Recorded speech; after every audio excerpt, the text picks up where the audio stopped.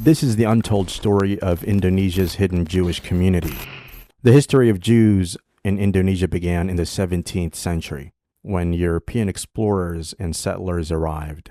These Jews came from places like Southern Europe, Great Britain, Holland, Belgium, Germany, and France. While Judaism isn't one of the country's main religions, people can practice it under specific regulations. Indonesia has permitted Jewish people to practice their religion under Perpres 1965 number 1 and Article 29, Section 2 of the Indonesian Constitution. Indonesian Jews can choose to register on their ID card as faith in one God Almighty or any recognized religion. Because of social and cultural factors, many Indonesian Jews assimilated by adopting Indonesian names. Similar name changes were later enforced on Chinese Indonesians, though they can still practice their religion. Religion in Indonesia is controlled by the government, and Indonesian Jews face a challenge with their ID card, which must state their religion. Indonesia recognizes only 6 religions, including Judaism. To navigate this, some Jews reportedly registered as Christians on their ID cards. There are many buildings in Indonesia known as synagogues, where Jews meet and can practice their worship freely. In 2003, a synagogue named Shar Hashemayim was constructed in Tondano City, hosting around 20 Jews. The largest synagogue in Indonesia, Beit Shalom in Surabaya on Java Island, was built by Dutch Jews in the 19th century. The local Jewish community bought it in 1948 from a Dutch doctor, turning it into a synagogue. You can tell it's a synagogue by the mezuzah and 2 stars of David at the entrance. It gained prominence in the 1950s, when the Jewish community was the largest post-Holocaust.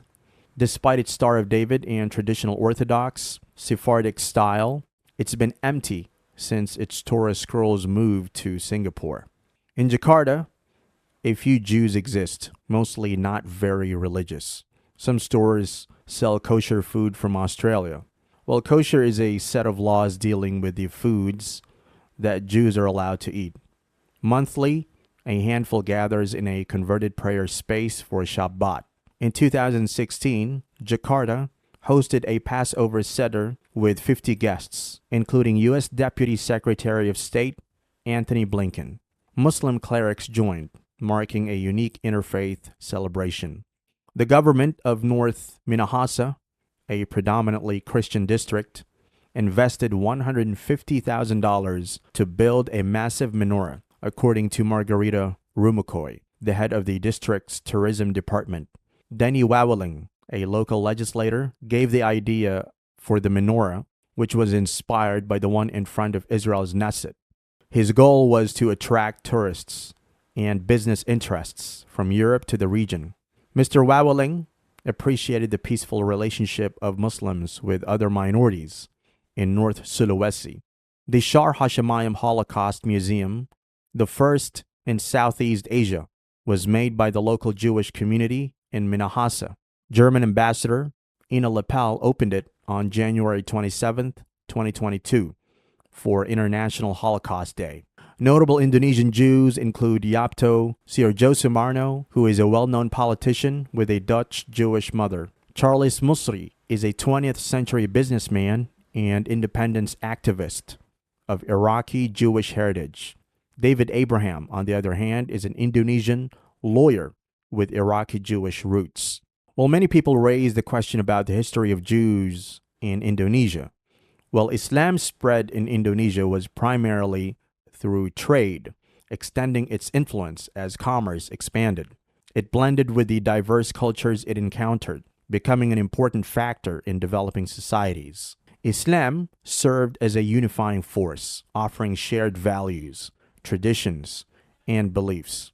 While not all traders were Muslim, in Indonesia, Jewish communities from Europe and Iraq sought refuge on the islands. These Jewish groups played a key role as intermediaries between incoming traders and the local society. In the 1850s, Traveler Jacob Saphir explored Batavia in the Dutch East Indies, offering the first insights into the local Jewish community. About 20 Jewish families were in Batavia, and more resided in Surabaya and Semarang. In the 19th century, most Dutch East Indies Jews were Dutch, working as merchants or part of the colonial regime. Some were immigrants from Iraq or Aden. Between the world wars, Israel Cohen estimated 2,000 Jews in the Dutch East Indies. Japanese occupation during World War II brought suffering, as Indonesian Jews were detained and forced into labor camps. Post-war, many deprived of their previous fortunes migrated to the United States, Australia, and Israel. By the late 1960s, Jakarta housed around 20 Jews. Surabaya had 25, and others lived in Manado, East Nusa Tenggara, Maluku, and Papua.